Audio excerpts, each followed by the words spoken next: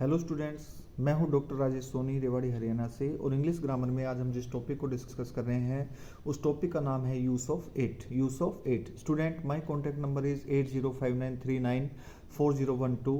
Right after transmitting any WhatsApp message on this number you can study any grammatical topic that you want to be teach, right? You will be taught, yes, or through online medium, Zoom app, Google Meet, etc. Right now we are going to start our topic use of it, right?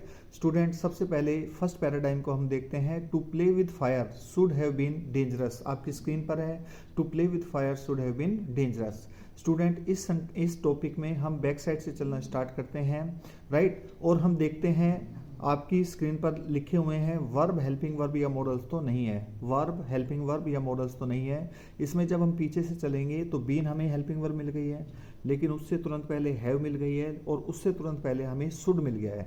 तो should say लेकर dangerous तक को हम जो है bracket में कर लेंगे।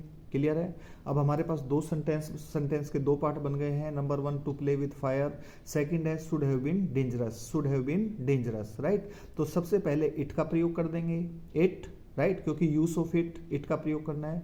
सबसे पहले इट का प्रयोग कर देंगे, फिर हम सेकंड पार्ट को ले लेंगे, it should have been dangerous. उसके बाद फर्स्ट पार्ट को ले लेंगे, to play with fire, to play with fire, right? तो आपका सेंटेंस हो जाएगा it should have been dangerous to play with fire.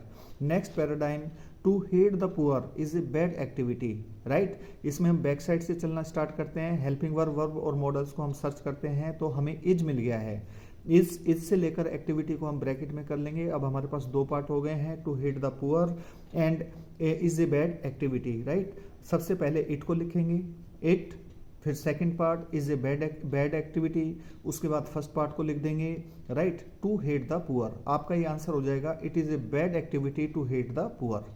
Third paradigm is there on your screen. You should observe it and try to understand this particular example instance, right?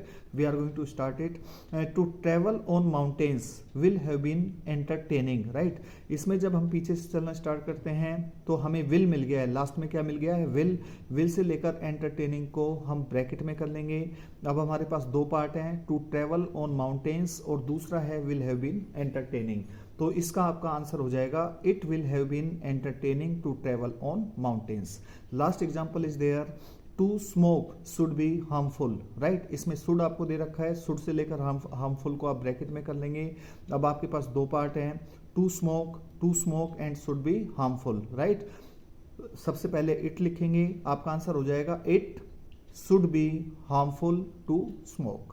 I am hopeful that you would have understood this particular topic. Thank you. Keep watching videos.